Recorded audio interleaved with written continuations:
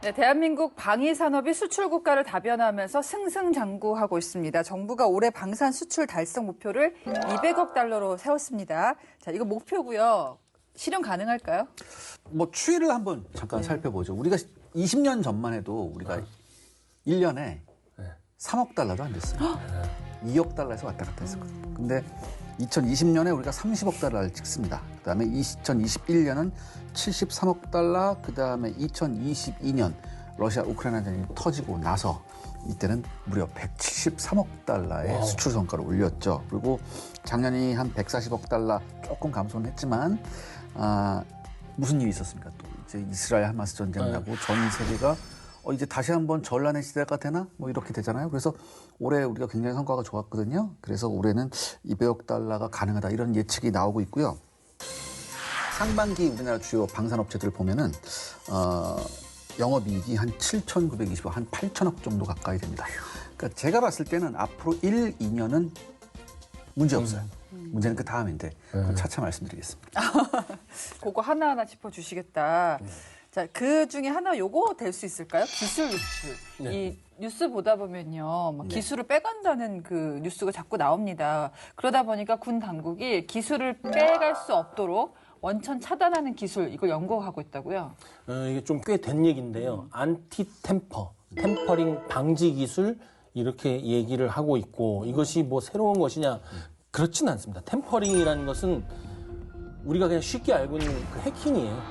백도어 설치하고 인증 시스템을 막 해킹을 하고 악성 코드 미리 집어넣어 놓고 코드 조작하는 이런 행위들을 템퍼링이라고 하고, 그러면 템퍼링 방지 기술이라는 것은 해킹을 방지하는 기술인 거죠. 이것도 새로울 게 없습니다. 우리가 기존에 해오던 난독화라는 기술이 있고 화이트박스 암호화, 또 해시 코드 이런 것을 소프트웨어적인 방법으로 꼼꼼히 적용하는 것을 얘기를 하는 거죠. 참고로 꿀팁이 있는데 지금 우리나라에서 정기적으로 안티 템퍼 워크숍 이런 거 열고 있습니다. 기술 전시회도 있고요. 관심 있는 분들은 가보시는데 거기 보면 참가비가 굉장히 비싸요. 얼마예요? 25만 원, 35만 원.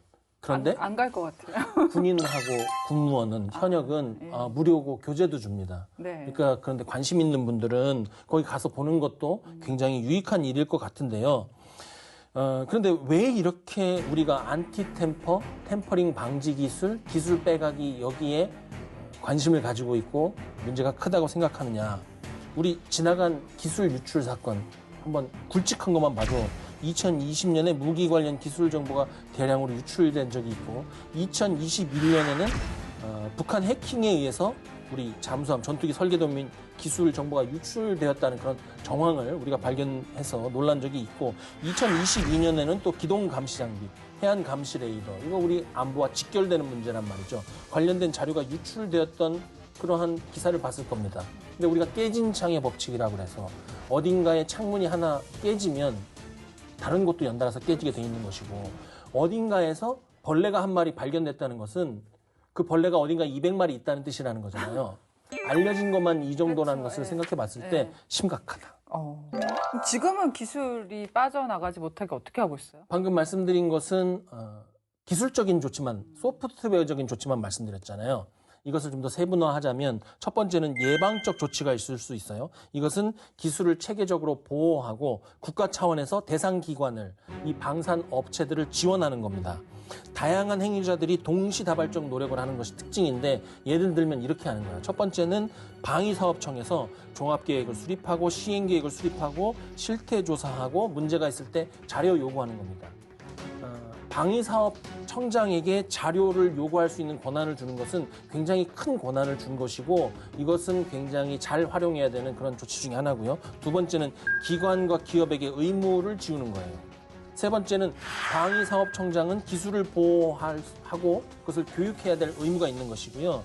정보수사기관장들은 기술 유출 및 침해 조사를 해야 되고, 정부는 평소부터 보호를 지원하고 국제협력을 추진하며 포상, 또 신고자 보호 조치를 해야 될 의무가 있는 것이죠.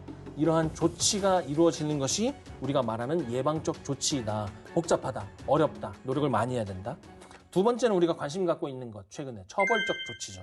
형사 처벌을 하는 것인데 지금 현재는 국외에 방산기술 유출하면 최대 20년 이하의 징역, 20억 이하의 벌금을 내도록 돼 있어요. 약한 거 아니에요? 이것이 약하다는 얘기도 있고 우리 국내 처벌 조항으로 봤을 때는 충분하다, 과하다 이런 얘기도 있는데 문제는 이제 그 약하다는 얘기가 어디서 나왔냐 하면 뒤에 얘기하겠지만 잘 이루어지지 않고 있다는 거죠. 이것도 그렇죠. 방위산업기술 유출에 관한 수사 자료를 일반이 대중이 볼 수는 없습니다. 하지만 대법원에 가면 그 자료를 일부 볼 수 있는데 많지가 않아요. 한 건 내지 두 건이에요. 추정하기로는. 그러면 그거 거의 없다는 거거든요. 이것이 정말로 없어서 그렇게 한 것이냐? 그렇지는 않아요. 다른 법으로 예를 들어서 공정경쟁방지법 위반 같은 걸로 처리한 경우가 많아요. 그러니까 제대로 적용이 안 이루어지고 있다. 그거 잘 짚어주신 것 같고요.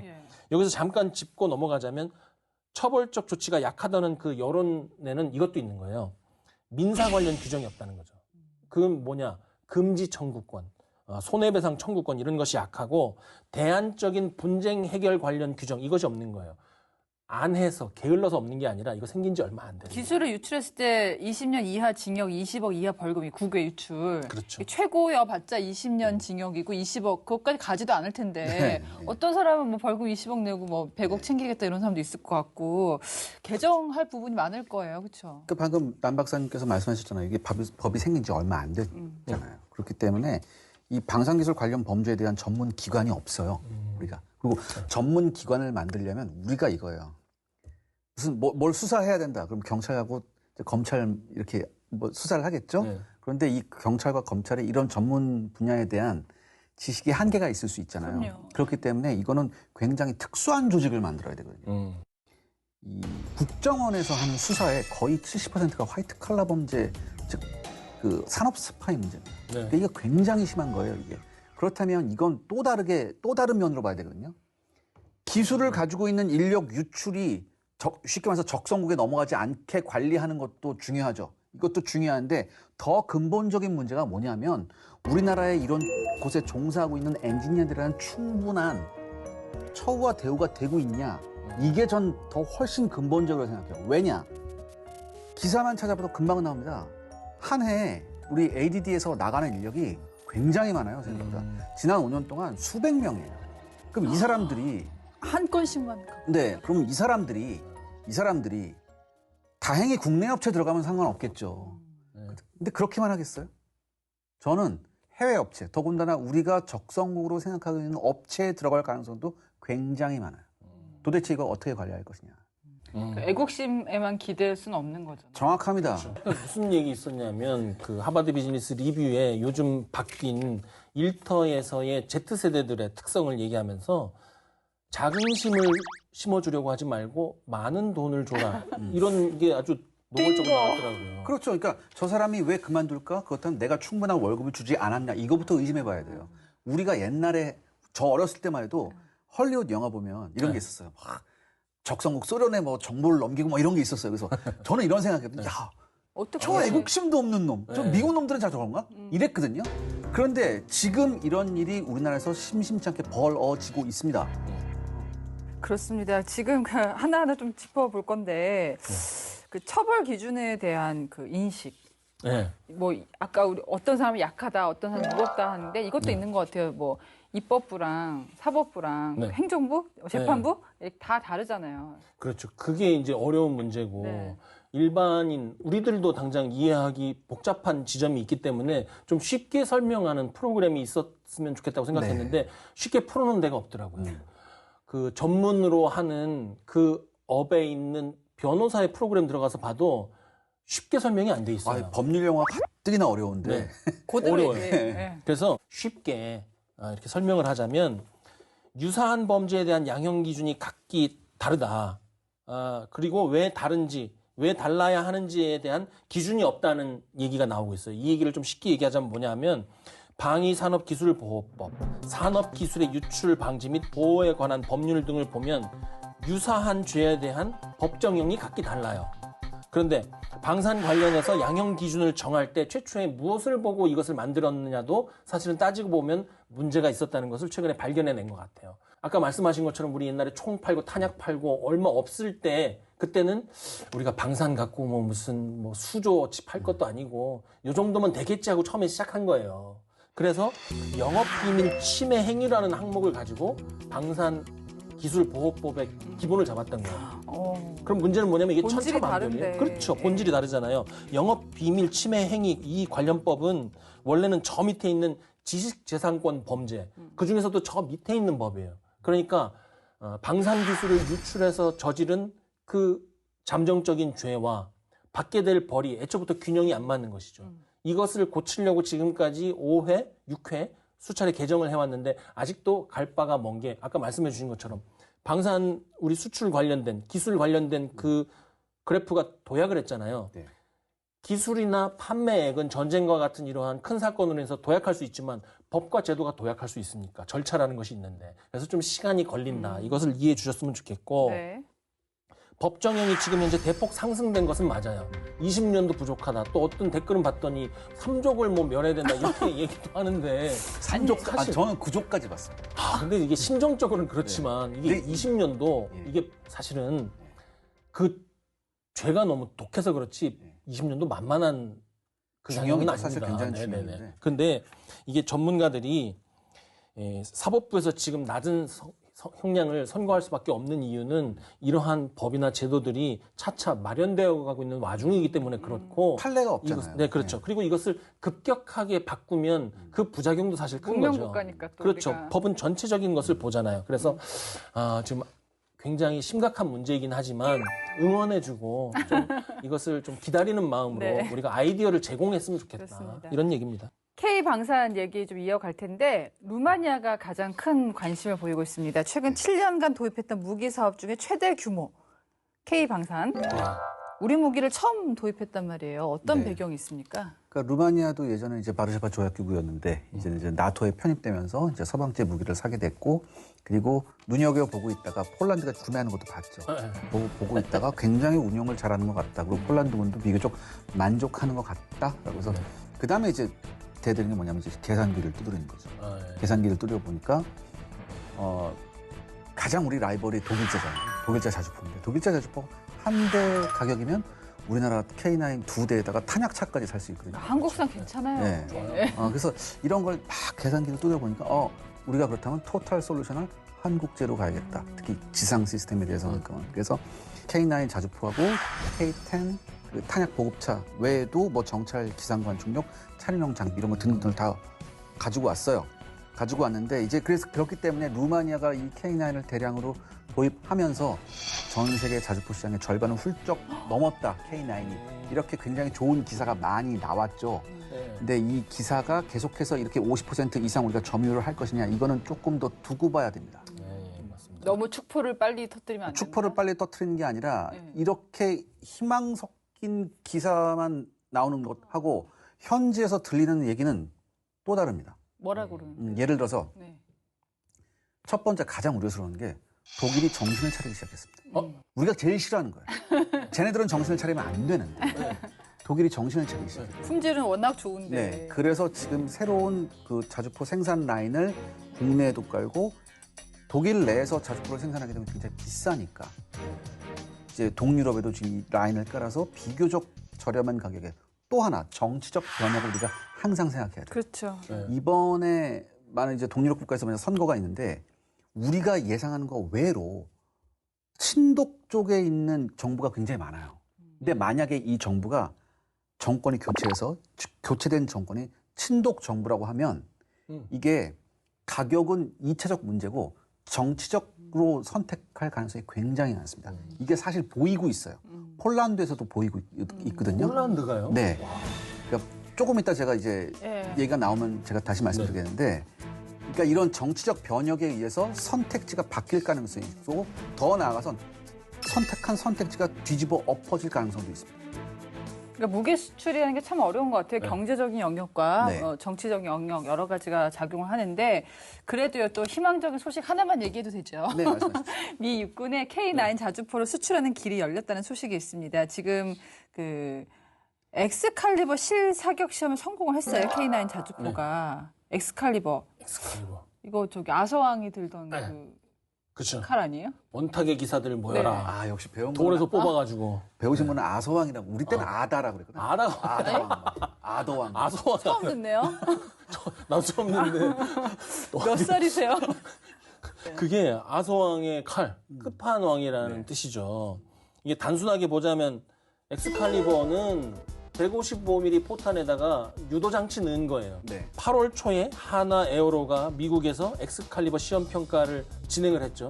그 엑스칼리버 포탄인데 유도장치가 달려갖고 날아가다가 궤도를 틀어서 들어갈 수 있는 거예요. 이거 정말 금상첨화 아니겠습니까? 이것을 K9 자주포에 넣어서 쏘는데 성공했다고 하니까 우리가 이제 고무되는 것인데 4월에도 원래 시험 평가를 했었어요. 근데 비공개된 것이고 우리는 2010년부터 이거 원래 도입하려고 했어요. 근데 너무 비싸서 그동안 못했던 겁니다. 문제는 가격이에요. 한 발에 1억이 넘어갑니다. 포탄 한 발에 1억. 한 발에? 예, 예. 근데 이건 가능한 게 왜냐하면 이 엑스칼리버 한 발을 써서 적 탱크 한 대를 잡을 수 있어요. 탱크 한 대는 그렇죠. 수십억에서 많게는 100억까지 하거든요. 아, 1억 갖고 몇십억, 몇백억을 네. 하니까. 상대표적이 더 비싸기 때문에 효과가 있는 것이고 또 우리가 스마트폰 나올 때도 한번 생각해 볼 필요가 있어요. 초기에 우리가 굉장히 민감하게 받아들였지만 처음에 스마트폰 한 대 100만 원 넘어간다고 했을 때 아무도 안 살 지금 거라고 200만 원도 해요. 그럼요. 지금 온 국민이 다 샀잖아요. 그리고 처음에 스타벅스에서 커피 마신다고 하면은 다 욕했어요. 야 저기 4,500. 야 된장찌개 하나가 3,000원인데 아, 저걸 그러니까요. 누가 사냐 근데 막. 지금 다 마찬가지로 이 무기도 지금 현재 1억이 느낌적인 느낌으로 비싸 보인다고 비난할 것이 아니라 엑스칼리버도 본격적으로 현장에 투입되고 수출길이 열리면 대량 생산하기 시작하면 가격은 금방 떨어질 것이고요. 그런데 지금 해결해야 될 문제가 하나 있어요. 가격이 문제가 아닙니다. 미 의회에 보고서가 최근에 하나 나왔는데 뭐라고 그랬냐면 우크라이나군이 미군으로부터 엑스칼리버를 받아서 전장에서 사용을 했대요. 초기에 효과 지수가 70%에 달했대요. 굉장히 높은 수치입니다. 포탄이 가서. 그런데 6주가 지나니까 러시아군이 해법을 금방 발견한 거죠. 째밍을 해갖고 그 GPS를 교란을 하니까 효과가 6%로 곤두박질을 쳤다고 합니다. 여기에 대해서 제가 한 말씀 드릴게요. 이번 러시아 우크라이나 전쟁에서 가장 히트친 무기가 아마 하이마스일 거예요. 이 얘기 들어보셨죠? 네. 뭐 기동포 로켓. 아, 그렇죠. 이 하이마스 로켓 안에도 GPS 유도 장치가 있습니다. 근데 이 하이마스에서 발사된 이 로켓은 똑같이 GPS 재밍을 받는데 얘는 그대로 다 갖다 맞았거든요. 도대체 왜 이럴까? 이걸 생각해 봐야 되거든요. 이게 로켓은 부피가 크잖아요. 그래서 그 안에 여분의 부품을 넣을 공간이 비교적 있습니다. 네. 그래서 뭐가 들어가냐면 GPS 제머를 필터해주는 필터가 들어가요. 정수기예요? 네. 굉장히 저렴하네요, 정수기. 정숙하십시오. 네. 그런 필터도 있어요? 네, 그러니까 저게 왜냐하면 지금 러시아군이 제일 무서워하는 게 서방의 특히 미국의 GPS 유도 기반 무기예요. 그렇죠. 그래서 이거를 재밍하기 위해서 엄청나게 많은 장비를 생산했고 이 장비의 일부는 북한에도 있습니다. 그렇기 때문에 이 군용 GPS를 어떻게 교란하느냐 이게 굉장히 러시아군한테 화두인데 엑스칼리버는 실패했단 말이죠. 계속해서 이게 실패했는데 이 하이마스는 맞고 있어요. 하이마스는 이 필터 외에도 안에 관성 항법 장치가 있어서 비교적 정확하게 맞아요. 그런데 이건 포탄이란 말이죠. 포탄에 GPS 유도 장치 넣는 것도 굉장히 힘들거든요. 이게 사실. 근데 여기에다 다시 필터링 작업까지 한다?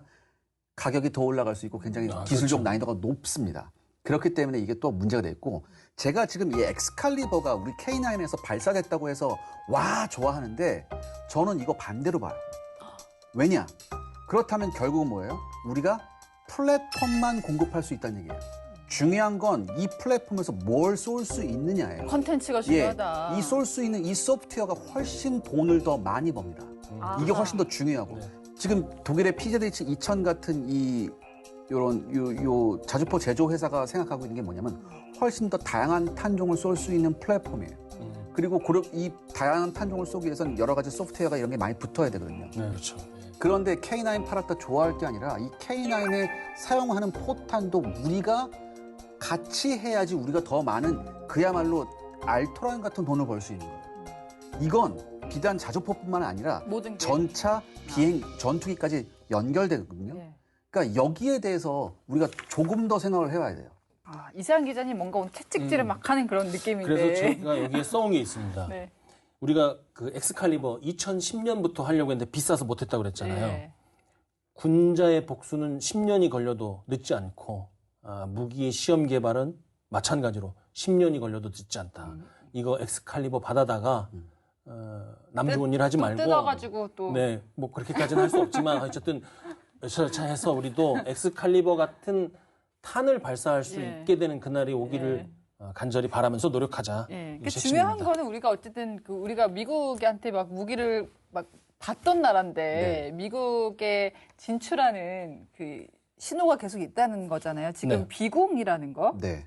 비공이라는 무기 체계가 해외 비교 시험 최종 평가를 통과했단 말이에요. 네. 이거 미국에 수출할 수 있을 거라고 보십니까? 저는 수출할 가능성이 있다고 봅니다. 왜냐하면 이게 사실 비공 아시겠지만 이거 미국하고 우리하고 같이 개발했었어요. 우리도 소요가 있었고 미국도 소요가 있어서 같이 개발하다가 중간에 미국이 떨어져 나갔거든요. 야, 우리 돈도 없고 다른 거 해야 되니까 우리 안 할래. 미국이 돈 없어 우리 어떻게 해요? 근데 우리는 이걸 계속 끝까지 붙잡고 있었어요. 그렇죠. 예. 그래서 이걸 끝내는 우리가 성공시켰고 그러니까 뭐예요? 걔네가 못했기 때문에 안 했기 때문에 우리가 들어갈 수 있거든요. 다시 말해서 이걸 생각해 봐야 됩니다. 우리가 지금까지 무기를 판 나라들, 우리가 가장 방산을 해서 가장 큰 성과가 있는 나라들을 한번 보십시오. 인도네시아, 말레이시아, 태국, 필리핀, 폴란드, 그다음에 중동 국가들, 그다음에 이집트예요. 뭔가 이 나라들의 공통점 뭘까요? 외국, 서방 선진국이 아니에요. 외국이 뭡니까? 서방 선진. 갑자기 저렴해지는데 이거 외국입니다. 이게 서방 선진국이 아니에요. 그러네. 예, 그런데 이 적당한 무기 체계를 이렇게 개발도상국한테 파는 것도 나쁘지 않은데 결국에는 고부가가치를 창출하기 위해서는 고급의 무기 시스템을 선진국에 팔아야 하거든요. 더군다나 미국이 어떤 나라? 세계 최강의 국가 아니에요. 군사력도 세계 최강, 천종. 자, 세계 최강의 군대가 쓰는 무기 이거는 따로 마케팅할 필요가 없죠. 그렇죠.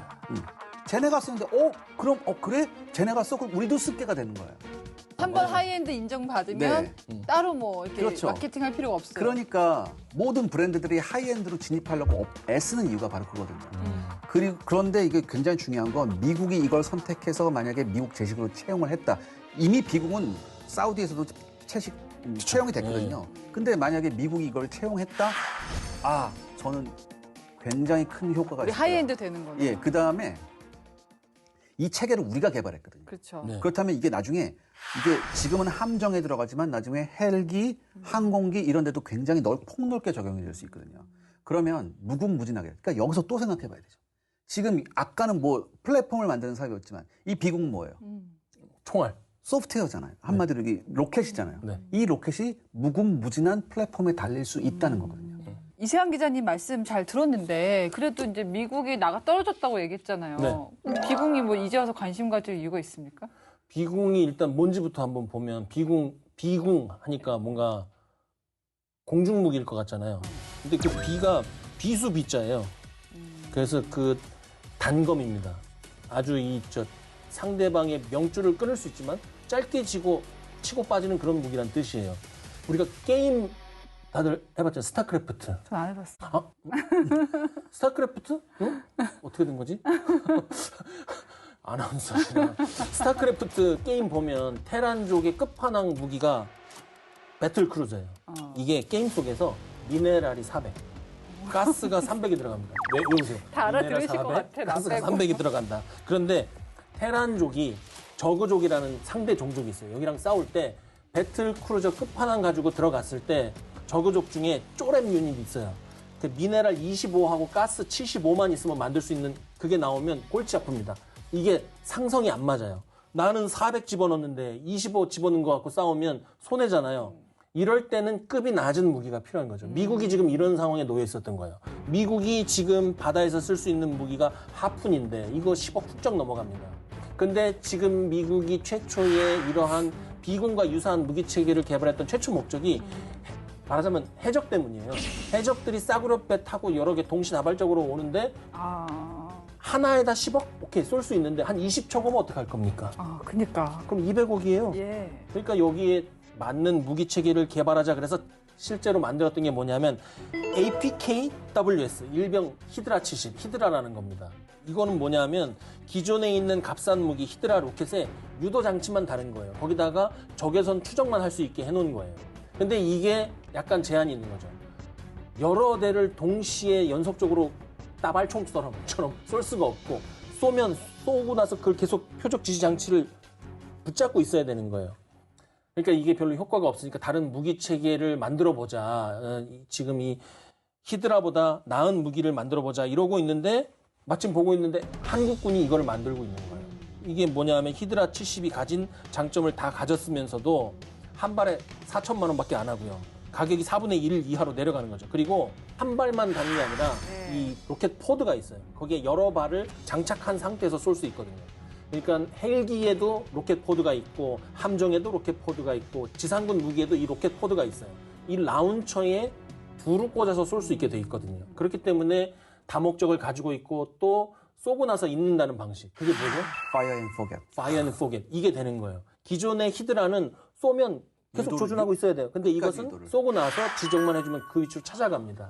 이것을 할 수 있기 때문에 미군이 야 이거다 하고 우리 거를 이제 수입을 해가고 있는 것이죠. 예. 이 Fire and forget 할 때 굉장히 흥미로운 게 우리나라 휴대폰 강국이잖아요. 휴대폰 카메라에 쓰는 이런 기술이 들어갔어요. 왜 보통 이렇게 사람 얼굴 딱 인식하면 딱 초적하잖아요. 그거를 달아놨거든요. 뭐 삼성전자에서 하는 거예요? 야, 이게 저렴한 거보다 어디? 일반인이니까 군 전문가가 아니다 보니까.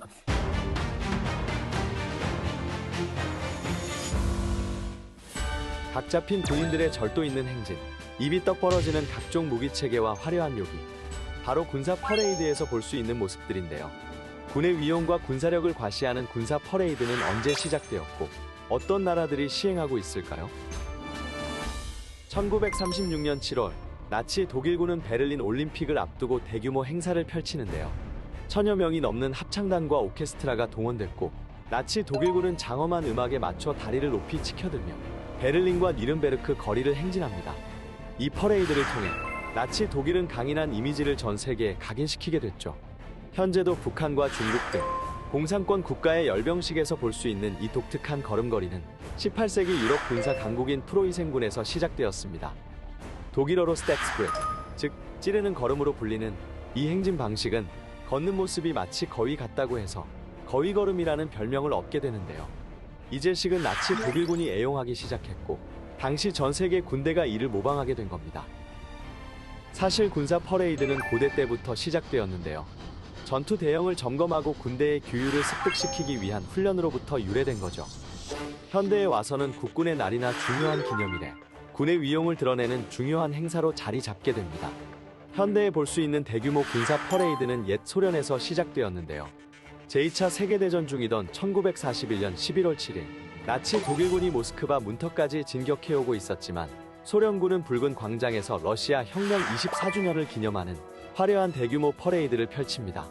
무장한 병사들은 얼어붙은 광장 위를 행진하며 결사 항전의 의지를 다졌고 바로 모스크바 방어전에 투입되는데요.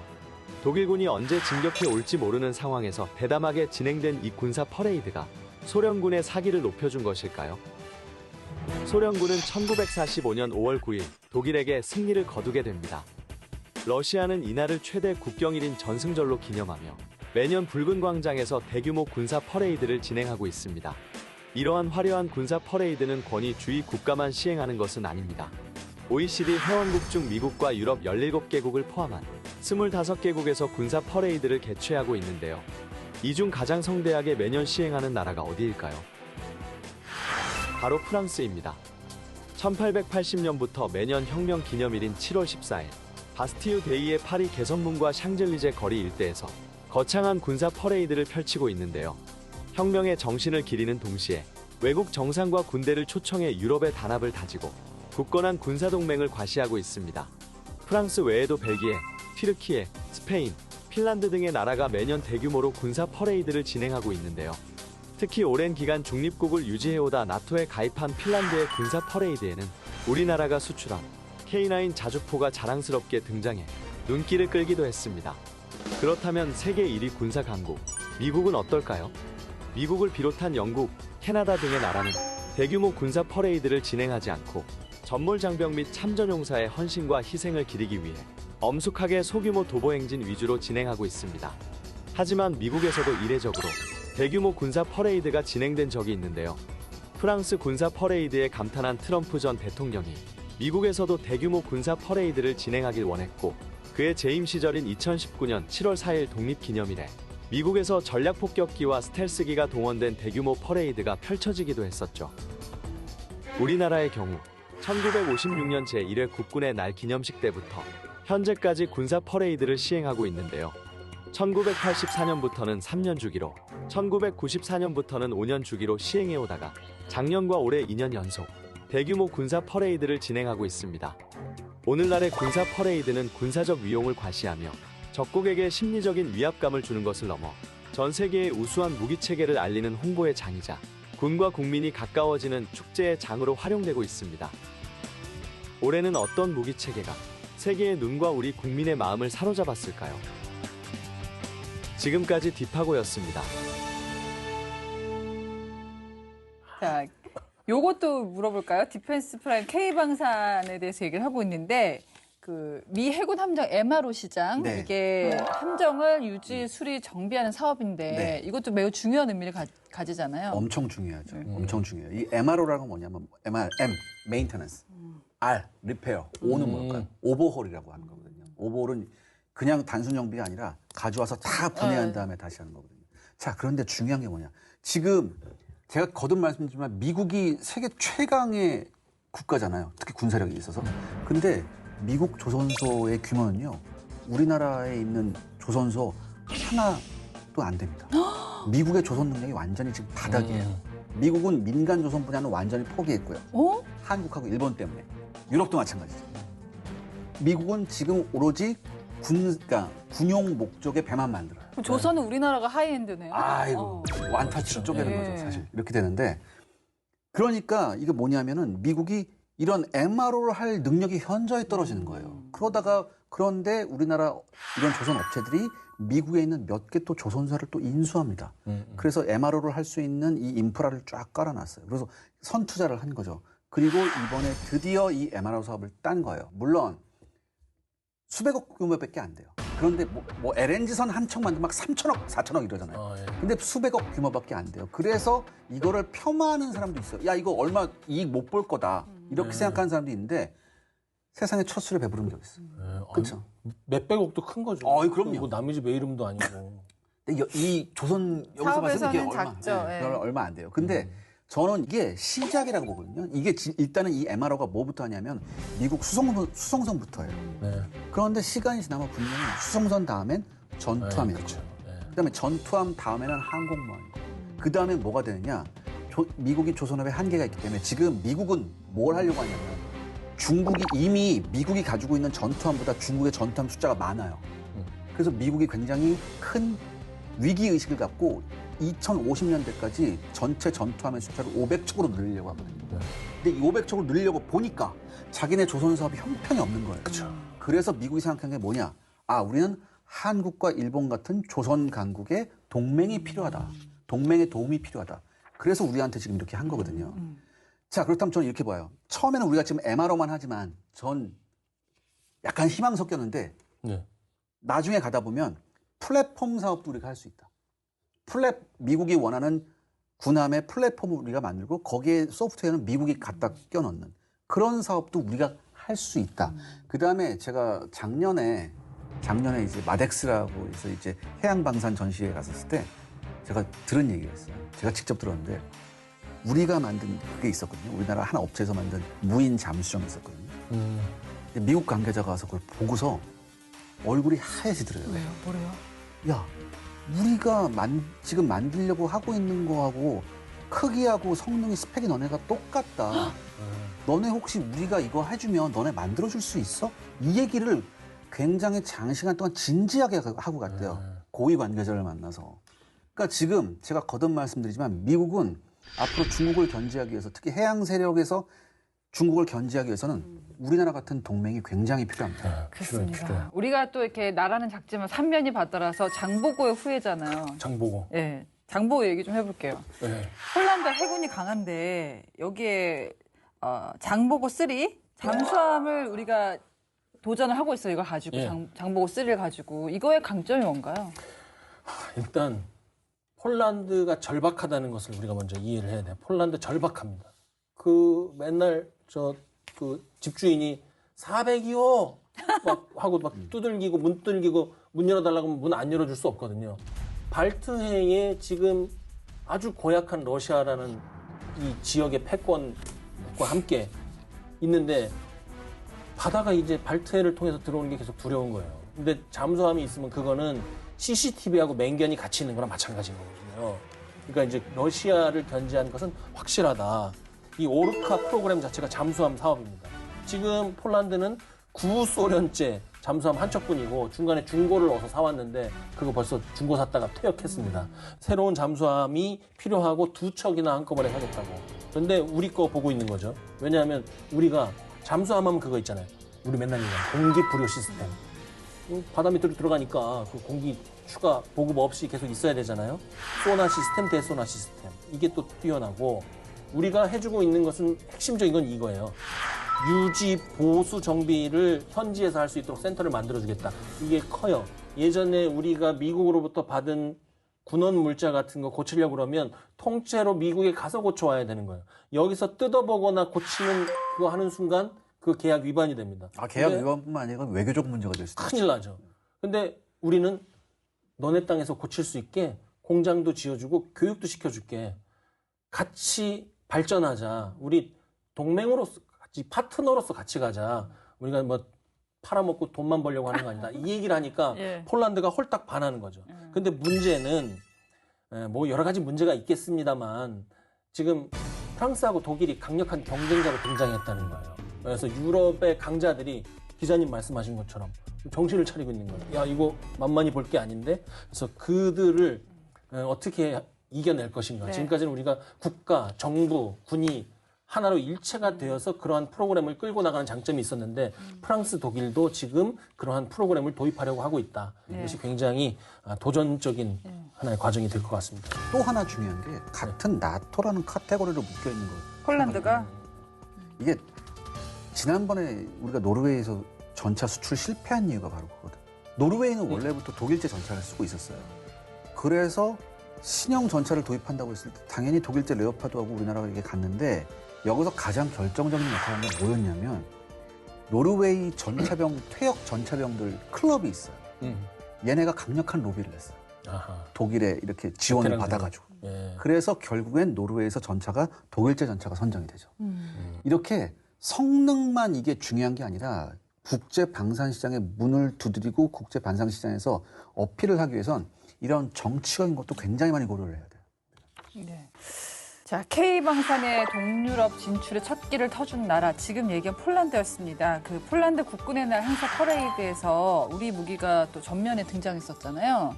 그만큼 폴란드에서도 우리 그 방산에 굉장히 호의적이다. 네.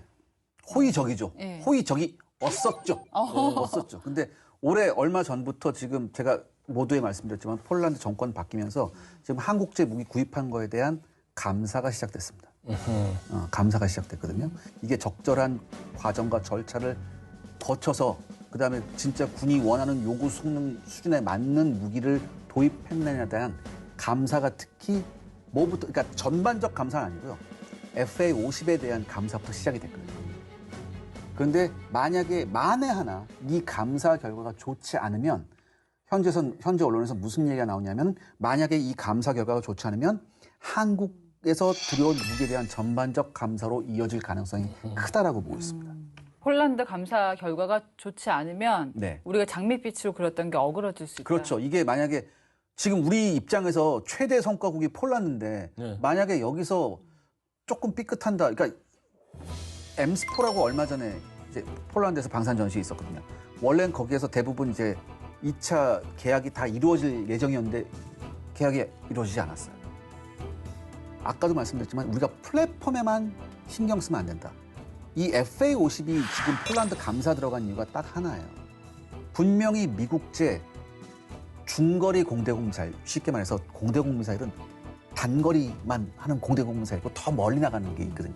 그럼 전투기 입장에서 더 멀리 나가는 미사일이 좋겠죠? 근데 더 멀리 나가는 미사일이 미국이 가지고 있어요. 분명히 FA50이 폴란드에 수출할 때 더 멀리 나가는 미사일 통합이 가능하다고 했는데 왜? 미국이 여기서 글쎄 그건 생각해봐야겠는데 이렇게 나오는 거예요. 그러니까 결국에는 폴란드 공군이 원하는 무기를 얻지 못하니까 플랫폼만 있으면 뭐예요? 더 멀리 나가는 미사일이 필요하잖아요. 이걸 못하니까 지금 감사해보겠다 이렇게 나온 거거든요. 근데 이런 문제가 폴란드뿐만 아니라 말레이시아, 이집트에서도 이런 문제가 계속해서 우리 FA50의 발목을 잡을 수 있습니다. 그러니까 저는 여기서 얘기하고 싶은 뭐냐면은 우리가 우리 손으로 더 멀리 나갈 수 있는 미사일을 우리 손으로 만들어서 같이 패키지로 팔아야 돼요. 안 그러면 계속해서 플랫폼만 만들어 놓고 거기에 채워넣을 탑재되어 것들, 있는 예. 무기를 외국산을 계속 의존하게 되면 결국엔 한계가 찾아온다. 글로벌 방위산업 4대 강국으로 네. 도약한다, 네. 도약할 거다. 너무 확신에 차서 나오는 보도들이 많은데 진짜 필요한 건 어떤 것들일까요? 전 첫 번째 이런 정치적인 문제들을 어떻게 해결을 해야 될 것이냐. 저는 이걸 해결할 방법은 더 좋은 조건을 제시할 수밖에 없거든요. 두 번째는 뭐냐면은 이런 게 있어요. 우리 방산업체나 우리나라가 방위사업청이 만약에 우리 무기를 산 나라한테 어떻게 돈을 회수할 것이냐, 돈을 받아낼 것이냐 할 때 현금만 바라거든요. 근데 이제까지 그 선진국들이 개발도상국한테 무기를 팔고 나서 그걸 자금을 회수하는 방법을 보면 현금 이외에도 여러 가지 방법이 있어요. 예를 들어서 영국 같은 경우에는 사우디에 전투기를 팔고 석유 채굴권을 얻는다든가 뭐 이런 게 있고 아니면 현물로 어떻게 한다든가. 그러니까 너무 이걸 받는 방법을 현금으로만 우리가 경도되게 이렇게 생각하면 안 돼요. 굉장히 다양한 방법으로 유연하게 이걸 좀 받을 수 있는 방법을 좀 넓혀 놓으면은 그만큼 시장도 넓어질 것 같아요. 자, 남보라 박사님. 우리가 글로벌 방위산업 4대 강국, 이것은 하나의 꿈이고 비전이죠. 국민적인 지지와 신뢰도 필요하겠지만 따끔한 목소리도 필요한 겁니다. 그래서 귀를 열고 첫 번째, 자만하면 안 된다. 착각하면 안 된다는 점을 먼저 얘기를 하고 싶어요. 강대국이 아닌데 국방 외교 관련 세부 하위 분야에서 강국으로 도약하는 것은 사실 굉장히 어려운 얘기입니다. 불가능한 얘기일 수도 있어요. 우리가 강대국이라고 얘기할 수 있는 수준에 올라와서 강대국이 할 만한 거래를 하고 있는지 혹은 강대국이 아닌데 강대국이 해야 될 거래를 운 좋게 하고 있는 것인지를 굉장히 면밀히 살펴볼 필요가 있습니다. 냉정하게 돌아봐야 돼요. 네, 그렇죠. 우리가 지금 방위산업에 있어서 이렇게 K 방산으로 큰 효과를 보고 있는 것이 실은 미국이라는 한미동맹의 거대한 태양에 비춘 빛이 우리에게 반사되고 있는 것은 아닌지 혹은 북한이라는 거대한 어둠 때문에 우리가 더 빛나 보이는 것은 아닌지 특수한 상황 때문이기 때문은 아닌지 이거 한번 우리가 체크해 봐야 된다고 생각하고요. 두 번째, 같이 가야 한다. 기자님 말씀하신 것처럼 안 털리려면 같이 가야 됩니다. 어떻게 같이 가야 되느냐. 정치 얘기 말씀하셨잖아요. 정치, 경제, 사회, 문화가 방산과 같이 발전해야 됩니다. 방산만 앞서가면 잘못하면 털리는 거죠. 왜? 그 방산에 있어서 생기는 문제를 해결할 수 있는 정치적인 사회적인 역량이 없으면 먹튀 당하는 겁니다. 세 번째, 반감기는 반드시 온다. 충격에 대비하라. 위기는 언제든지 옵니다. 우리가 예전에 가전제품도 그랬고요. 자동차도 그랬고요. 반덤핑이다. 뭔가 국가 제재다. 엄청나게 큰 고통을 겪고 사실은 여기까지 온 겁니다. 반도체도 크나큰 위기 많았습니다. 이 방산도 반드시 크나큰 위기가 올 것이고 무기 장비가 지금 어느 정도 팔리고 나면 더 이상 살 것이 없는 국가가 생겨날 거예요. 그럼 그 국가에 못 팝니다. 경제 회복이 되고 동유럽, 남유럽의 안보 위기가 지나고 나면 그들은 선진국의 비싼 무기를 사고 싶어 할 때가 올 겁니다. 그때를 대비해서 하이엔드로 가야 된다. 이게 우리의 공통된 의견입니다. 네, 답은 하이엔드군요. 네. 네.